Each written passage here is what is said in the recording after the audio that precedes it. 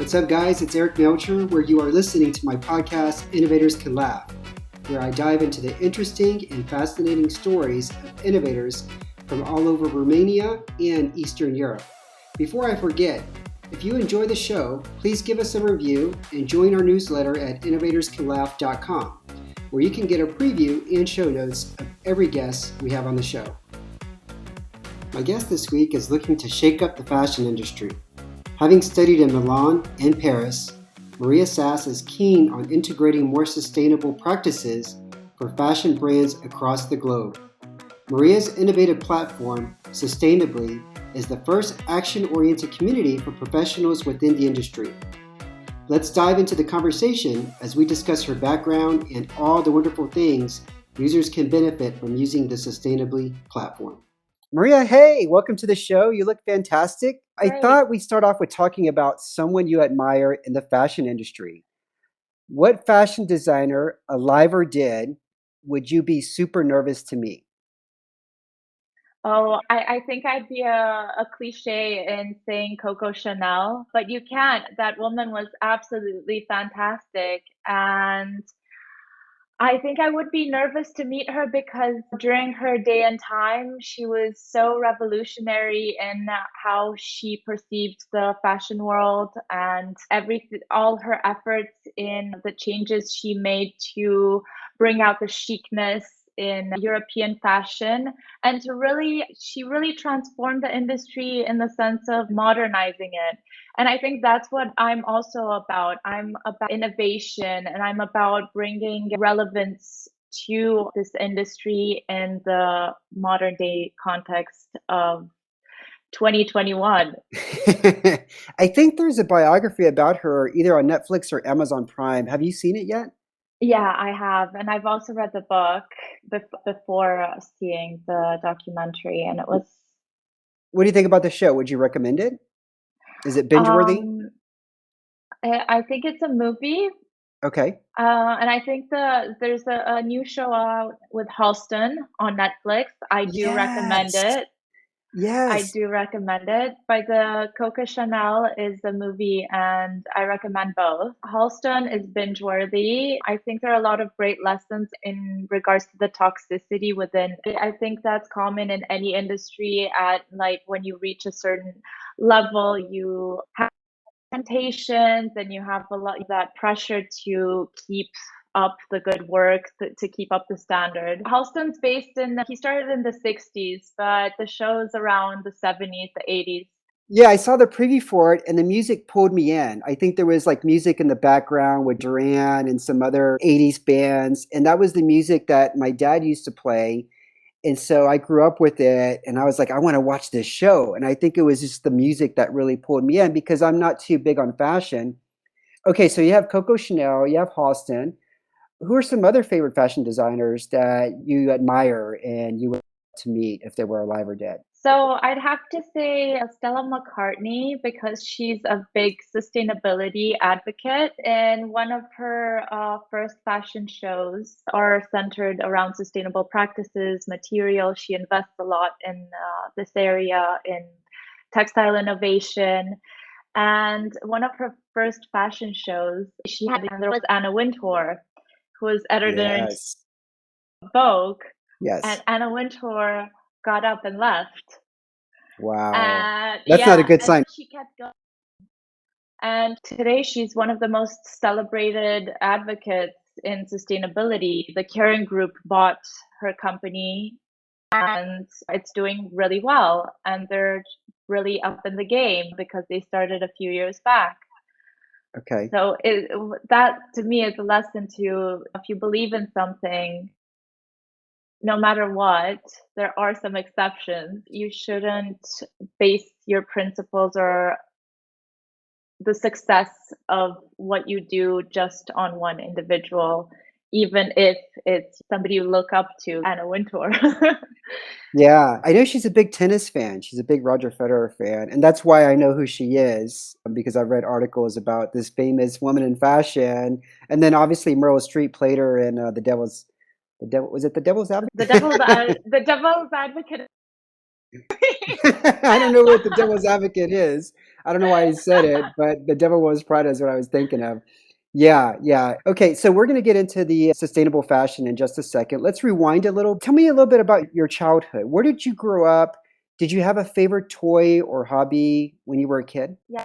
So I grew up in Bucharest, Romania. I attended an international school. My parents split up when I was really young. I was three. And I find that both of their worlds were very different How so? in the sense that with my father, I spent the holidays and we traveled a lot. So in those travels, I got to experience this kind of artistic scenery because I very much appreciates the arts. And from Mhm. a very young age, I started painting, I started sculpting, and from way back, I wanted to work in design. So he's the one who pushed you toward some of these things like painting and sculpturing. It was the big influence was coming from him? I think from both, in the sense that my mom right now, she's a jewelry designer, but that happened 8 years ago. It didn't happen during my childhood. But in the sense, my dad never pushed me. It was just there, inviting.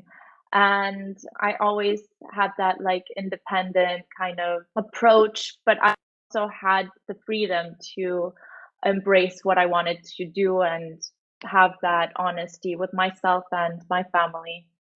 In these trips that you took as a child with your father, were there any memorable trips, any specific cities that you remember and you thought, "Oh, wow, this is amazing. I would love to live here one day." Oh, yeah, I guess so. I wouldn't like to live in Morocco necessarily, but I felt like in an Indiana Jones movie. In the bazaars, all Yeah, the yeah. colors, all the textures, all the smells. Uh-huh, Yeah, it's pretty great. And other than that, France. And I spent a lot of time in the south of France.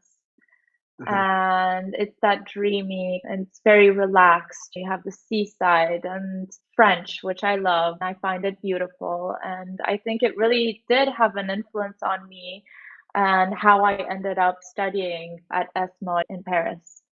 Yeah, the south of France, I totally agree with you. It's very majestic. It doesn't seem real. It seems like you're in a la la Yeah, land, and the people who exactly. are from there and live there are just not in reality, but definitely worth visiting. And I'll probably never live there. I think just to open a bank account, I think you need to have like a couple of $1,000,000 in your bank account just to I didn't know that, but probably that if you Yeah. want that Lala experience, I guess you need a good solid bank account. I Yeah. wouldn't live there, I wouldn't, but it has had a remarkable influence on who I am and what Okay. I've done until now. Yeah.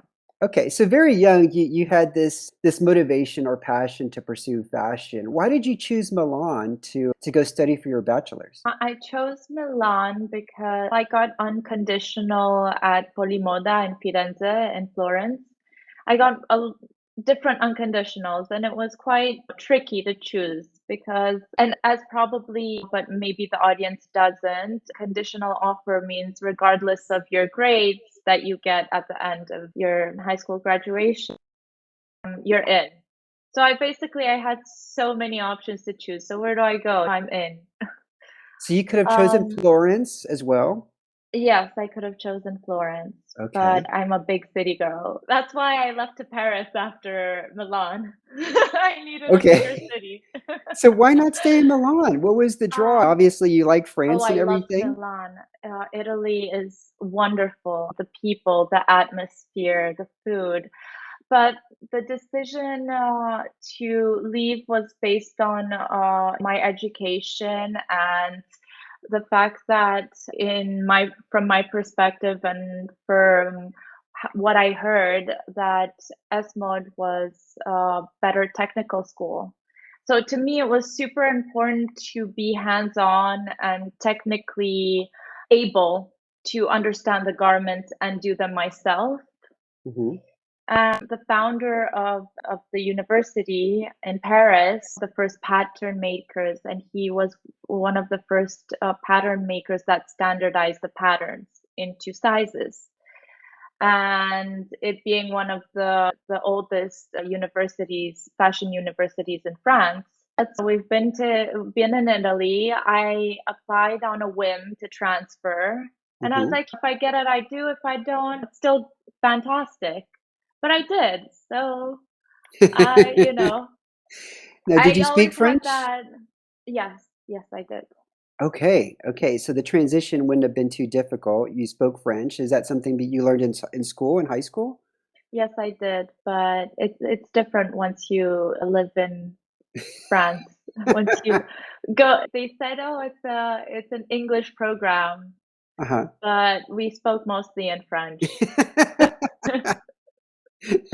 It was English between the pupils, but not, Not the yeah, professor and student. not the Okay. professors. Yeah.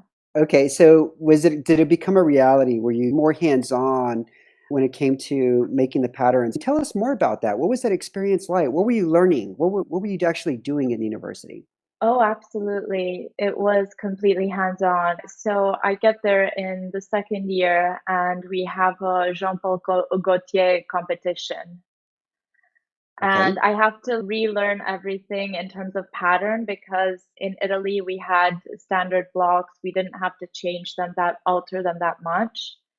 Definitely far more technical as an experience, a learning experience in garment construction. And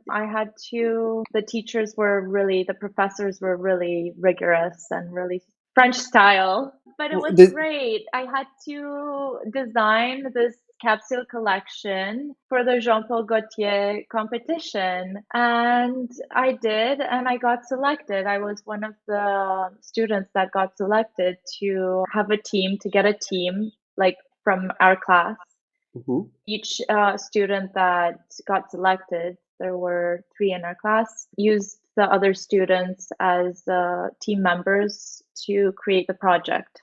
Okay. So that was one of my first fashion leadership projects. And it was great. I had a great team. We had a lot of fun. And I still have the letter from the head of atelier from Jean Paul Gaultier, who asked me where I got my textile, one of the silk detailings, because she liked it so much. So I had to send her a sample with the address, and she sent me a thank you note.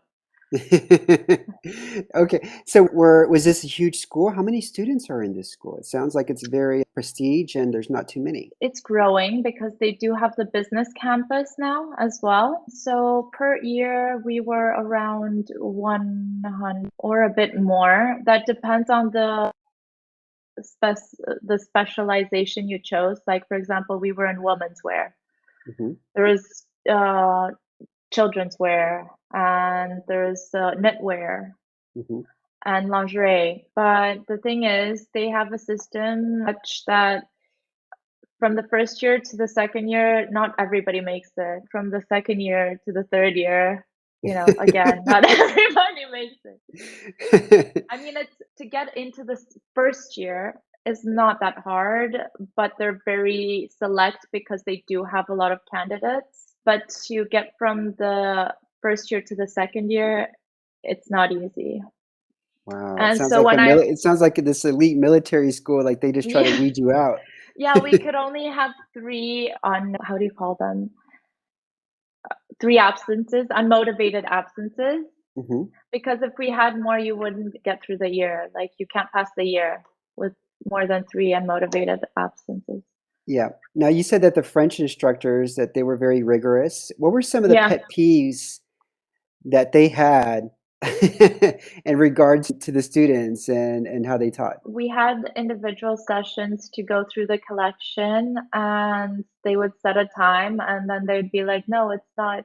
You're not today." Or other than that, they were going through every detail. Wow. But they meant they grew up in a system. They grew up in a, a different fashion era where things Mhm, were very different and mhm. very particular, like a lot of rules, a lot of things that had to be done a specific way. Got you. Okay. So while you're there, were you thinking of your next move after university? So what happened after that? I'm always thinking about my next move. When I was in Italy, I was like, Paris. You already had one foot in Paris. When I was in Paris, I was like, yeah, I really wanted to live there. I really wanted to work there. I was set. This is going to be my life for the next year. And then I got a job offer for an internship as a brand manager. I wasn't a brand manager then, at an internship at a showroom, a multi-brand showroom in Copenhagen. And I just graduated. So I was like, they're like, we'll pay for your flight. And then I'm like, yeah, I'm in. Okay, I'm coming tomorrow. Have you ever thought about So going to Denmark before, or no, never. I never visited Denmark. I never thought about it.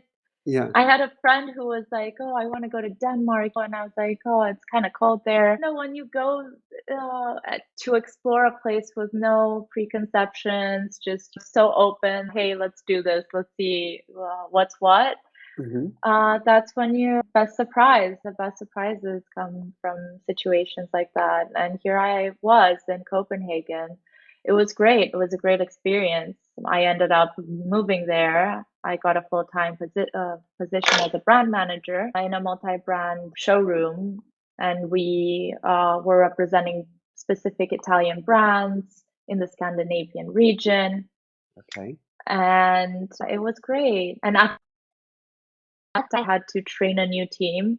So I got a lot of experience that really has helped in forming me as an entrepreneur. Okay.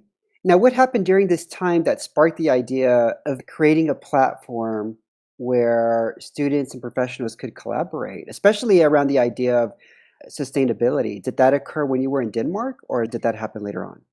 It started off there, but then a process, a journey.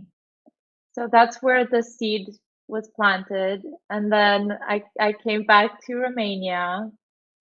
In this whole process and trying to understand where I position myself in this industry, because a lot of people are like, oh, why don't you start a brand? Why don't you do that? You're so talented. You could do great things. And I told them that that's not enough for me. I don't want to just make clothes just to make them.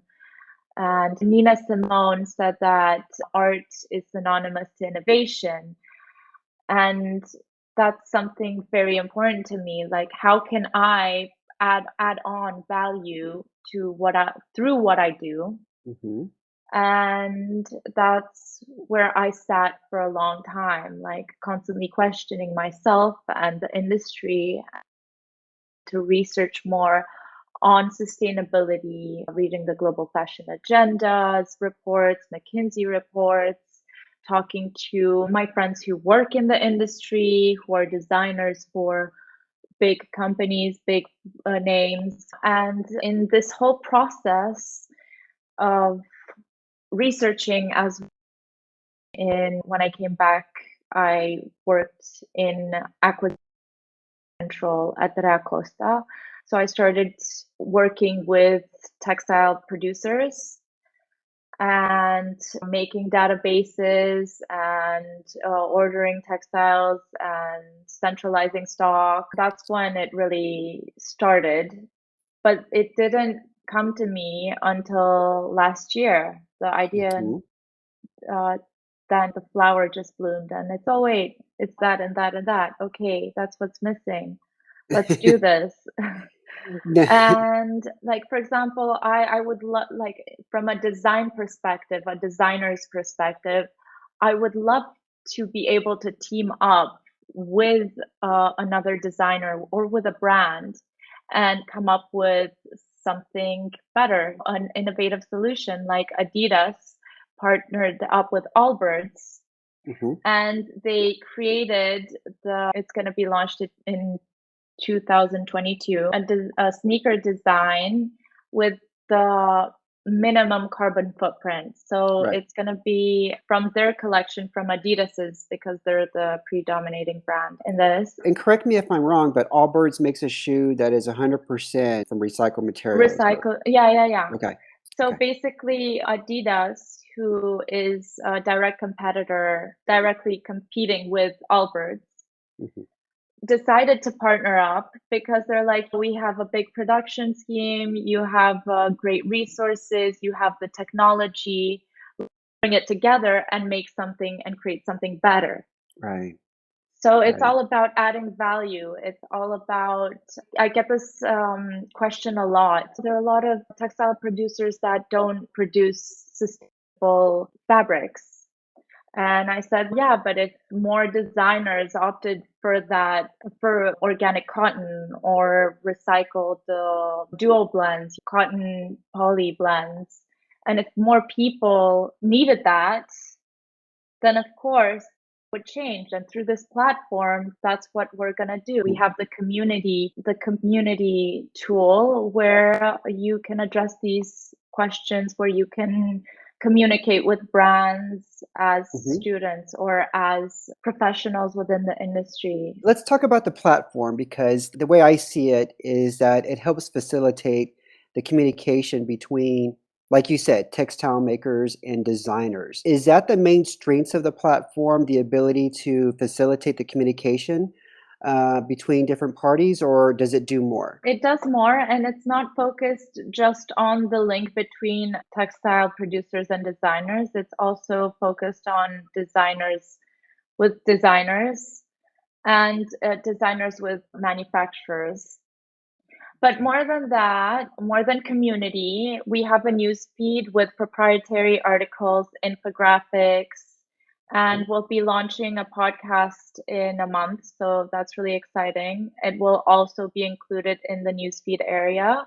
So we're focused on communication as well as education.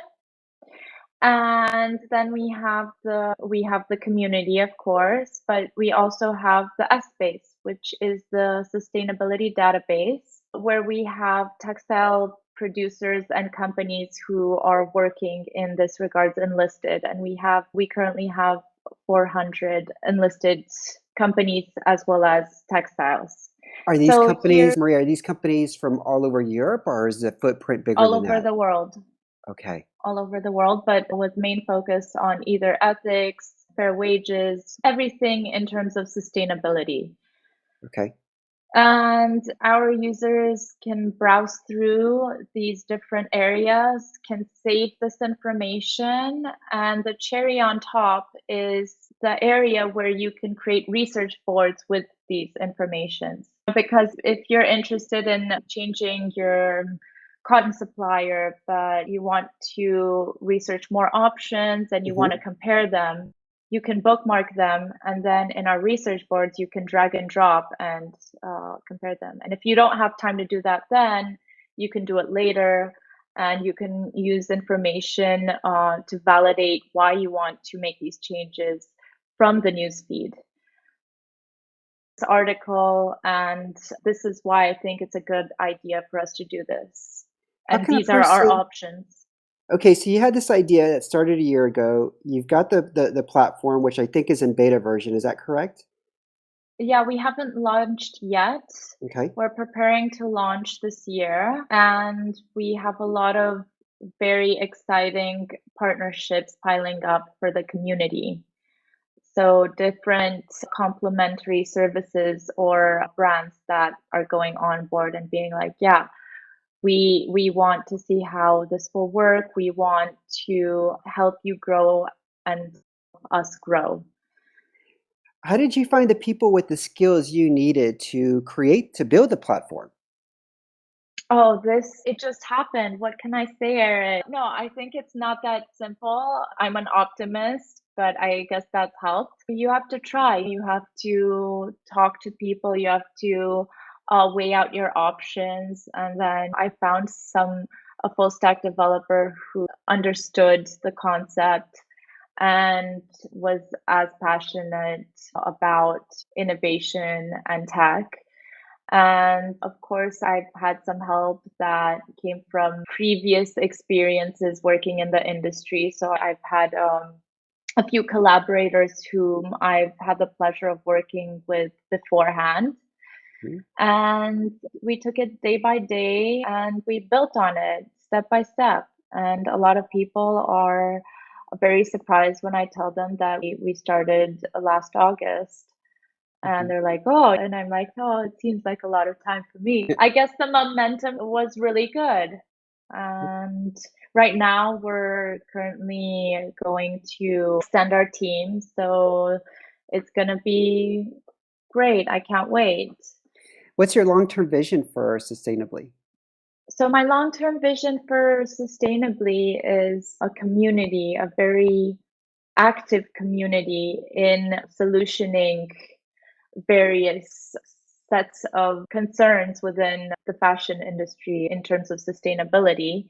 And we're currently putting up targets for how many co-solutions will bloom out of this platform. But the long-term game will definitely be about creating this circular mechanism, this platform that professionals within the industry always feel like they count on, always feel like something good can be learned or connected through. And for the second phase of the project, we want to launch Learn to also have modular courses on the platform. So Okay. that will be really exciting. That's in the future. We can't wait to launch and we can't wait for it to be of use. That's the most important. Right. Now let's To talk about life outside of sustainably. What hobbies do you enjoy? I think I read somewhere that you actually used to be a ski instructor. Yeah, I'm still a ski instructor. I've been doing it for 4 years. I love it. I love children. It's great. You have so much to learn from them. I do that. That's true. Sometimes I forget Yeah, if my it's my not the son season. my son had his first ski lesson, I think in February, and I don't know how to ski. And I didn't plan on learning, but once I saw him and as much fun as he was having, I now want to take lessons. So next winter, that's something that I plan on doing. You know what we're doing next winter, Eric. Do you? We're going skiing. Let's go, let's go. It's okay. We'll go with your son. It's gonna be the three of us. If your wife wants to come, she can join. Does She she? she does, she She skis? does. She doesn't ski, but I think she wants to learn too. Oh, Yeah, that's awesome. We're yeah, gonna be a big gang, the crew. Okay, Maria, another question for you. If you were famous for something else, what would you be famous for? Writing. Right, yeah. Okay. Writing long content like stories or Stories, poems, yeah. favorite authors? Can you tell us? Can you Rami, he's a Japanese, contemporary Japanese writer. Okay. What else? Oh, the classics, they're all good. Emily Dickinson, I really like her. It's a tough one. Okay, this is a bit different. I'm a big Harry Potter fan. I like a lot of classical literature. Yeah. I love 19th century and 18th century. I really like Jane Austen as well. It's a bit of not a bit of everything, but I'm very particular. But yeah, famous. I don't think I don't expose myself that much in that sense, but I would love for it to spark up some because I think that's the most important thing. It just popped up. What would you be famous for? I love to write, and I haven't had that much time to be as creative in that area. Awesome. Last question for you. If you could live anywhere in the world for a year, where would you live? Would you go back to France or Italy or somewhere else? No, somewhere else. Let's do this. Where am I going? Oh, that's a tough one because there's so many great places. I'd love to live by the sea. Somewhere, oh no, like I was thinking more like I was thinking more like Barcelona Okay. or California. Yeah, Yeah, me too. Me but too. I can't pinpoint where in California. So that's why I was like California. There's so many beautiful places Yeah, along the coast. Del Mar, San Diego, exactly. really Santa Barbara. It's a difficult. I tell people who've never been to the States, they got to do 2 trips. And obviously the first is New York City, and while they're there, they can visit Washington, DC, but then obviously the second place they need to go to is California. Yeah. I agree with you completely. I've Yeah. been to the first one. Now let's get to it. Fantastic. Okay. Maria, thank you so much for being on Innovators Can Laugh. Where can people learn more about you and Sustainably? So you can learn about Sustainably on sustainably.com. You can find us on Facebook and Instagram, Sustainably with an I. And you can definitely reach out to me on LinkedIn, Maria Sass. I'm there anytime. Not anytime, I'm joking. But Eric, thank you for having me. It was a pleasure talking to you and see you. And I won't forget next winter. We all know what we're gonna do. Hopefully my knees will hold up and I won't be falling down the mountain. All right. And for everyone listening, until next week, this is Eric Melcher saying goodbye and la revedere. Hey, thanks so much for listening to the show this week. If you are not a subscriber, please do subscribe wherever you get your podcasts. If you want to write to me, my address is innovatorscanlaugh@substack.com. If you want to follow me on Twitter, at Melcher_Eric, on Facebook or Instagram at Innovators Can Laugh. I'm Eric Melcher, and you are listening to Innovators Can Laugh.